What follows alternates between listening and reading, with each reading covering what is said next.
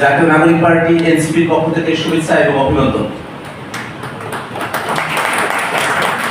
বাংলাদেশে আমরা অনেক ধরনের যুব সংগঠন দেখি, অনেক দলীয় যুব সংগঠন আছে, কিন্তু গত বছরের মে মাসে যখন জাতীয় যুব শক্তির আত্মপ্রকাশ হয় তখন আমরা একটা আলাদা পরিবেশ দেখেছিলাম। জাতীয় যুব শক্তিতে যারা কেন্দ্রীয় নেতৃবৃন্দ ছিলেন তাদের কেউ বা ডাক্তার, কেউ বা ইঞ্জিনিয়ার, কেউ বা অ্যাডভোকেট, অর্থাৎ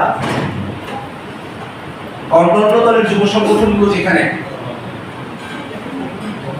ব্যক্তিগত জীবনে বেকারদেরকে নিয়ে তৈরি, সে জায়গায় জাতীয় যুব শক্তির শুরুটা হয়েছিল ব্যক্তিগত জীবনে কর্মজীবী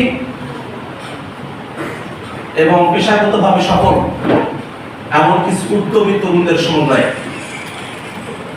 এবং সেই বিষয়টা জাতীয় যুব শক্তির যে রাজনীতি সেটাকে সারা দেশে ছড়িয়ে দিতে সবথেকে বড় একটা ভূমিকা পালন করেছিল। জাতীয় যুব শক্তির নেতৃবৃন্দ গত একটা বছর ধরে এই বাংলাদেশের প্রয়োজনে তারা অনেকগুলো প্রোগ্রাম করেছেন, মাঠে থেকেছেন, আন্দোলন সংগ্রাম করেছেন।